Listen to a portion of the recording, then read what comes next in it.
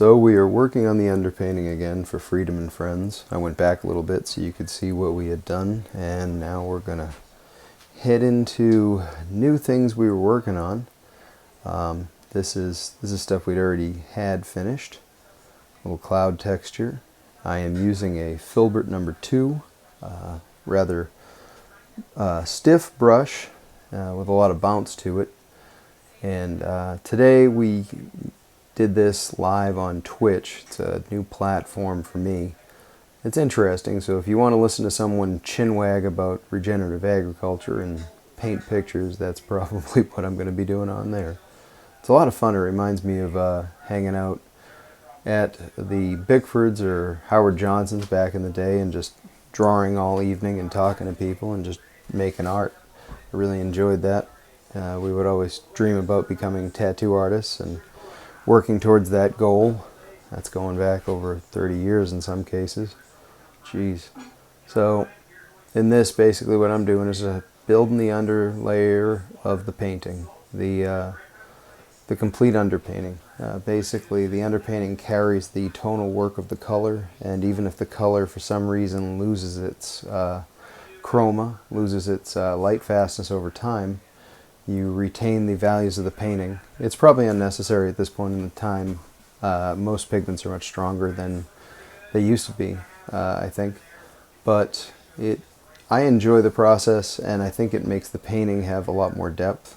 And hopefully we'll see that play out as we go further with this. We should be getting close towards doing color very soon. Alright, so today I went the second time live on Twitch. If you guys want to follow me on Twitch, it's Jaesuntattoos. I posted a YouTube video that was like an hour and 8 minutes long. If you actually sat through that, blessings of the gods be upon you, because it was arguably the most boring thing I have ever produced. And it was completely out of focus because I was using an iPad Pro camera and I zoomed in and I shouldn't have done that. And by the time it loaded it, I wasn't going to change it. So I'm going to just briefly go over what I did. If you want to go on Twitch, you can watch the long form videos, but I figured I'd show you here. So working on the tonal underpainting, we evened out some of the clouds. I went back in after the Twitch and I lightened some of the sky elements. And we worked mostly on the mountain today and some of the clouds over here. In the time lapse I posted earlier, you can see all that.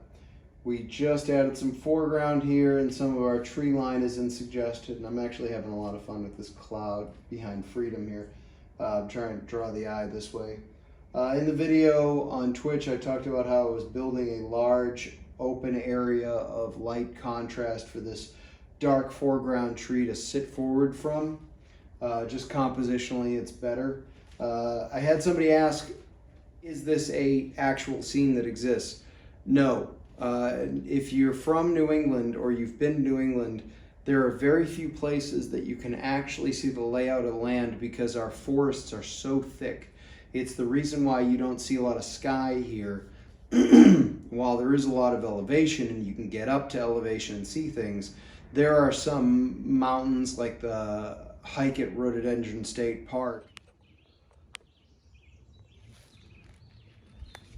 that in theory should give you a great view of the mountains, and you get all the way to the top and you can't see anything. We don't cut down anything. So in order to create a composite image, we're using different images to make it happen. The mountain scene from here to here is one thing. Some of the clouds are part of one scene, some of the clouds are part of another scene, some of the foreground's part of another scene. And then, of course, the absolute foreground, that'll be the rock wall here with the weird little family watching the giant Tyrannosaurus-sized chickens. That's another structure. And I go into the video on Twitch about the history of this rock wall. If you've never been to New England, we have these all over the place. I go into it on the Twitch account about the sheep craze in the 1800s. When the underpainting is done, that's when we actually get to the painting. The underpainting just builds our tonal values, and then we're going to move on to adding color. We're not there yet. But with the mountain mostly done, with the sky mostly done, we're going to start building in here and then working on the actual chickens. And then when that's all done, we'll be able to layer color in.